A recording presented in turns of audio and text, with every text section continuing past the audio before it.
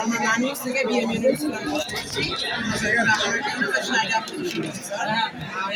আমাদের দেশে সমস্যা হচ্ছে কর্মসংস্থানের তুলনায় জনসংখ্যার হার খুবই আমাদের দেশ থেকে একটা বিপুল পরিমাণ অংশ তাদের কর্মসংস্থানের চাহিদা পূরণ করার জন্য তারা কিন্তু প্রবাসী, কিন্তু তাদের এই প্রবাসী জীবনে তারা বিভিন্ন সমস্যার সম্মুখীন হয়।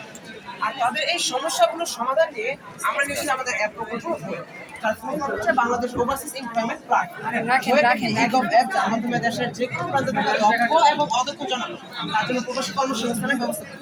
আমরা যদি একটু এখানে লক্ষ্য করি, এখানে এটা হচ্ছে আমাদের অ্যাপের মূল ইন্টারফেস।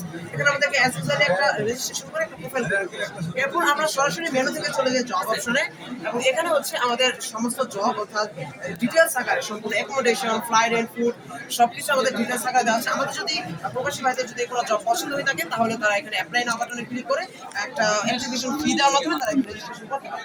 এখন এই জবগুলো এখানে দেবে মূলত বিভিন্ন রেজিস্টার্ড এজেন্সি যারা সরকার কর্তৃক ভেরিফাইড করে।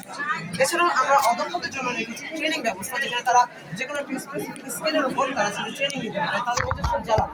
এবার আসি আমরা যখন প্রবাসী তখন যে টাকাটা আমরা দেশে পাই তা কিন্তু বেশিরভাগ ক্ষেত্রে আমরা প্রবাসীরা হুমকি মাধ্যমে যার ফলে কিন্তু দেশের রেমিটেন্স অক্ষুণ্ণ থাকে না এবং তাদের টাকারও নিরাপত্তা থাকে।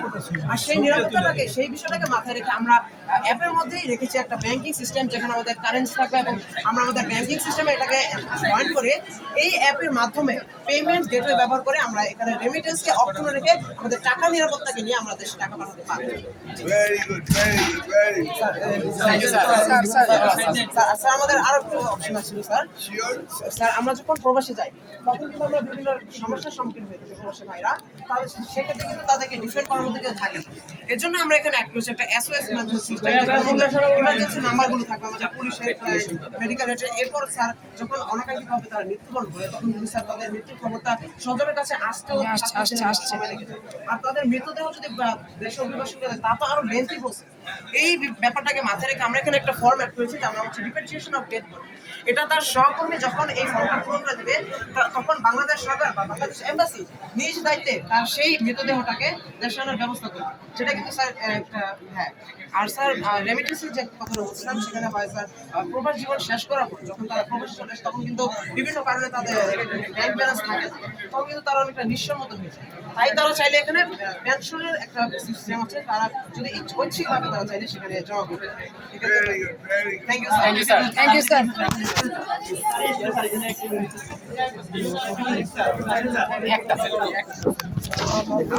আমি বলছি স্যার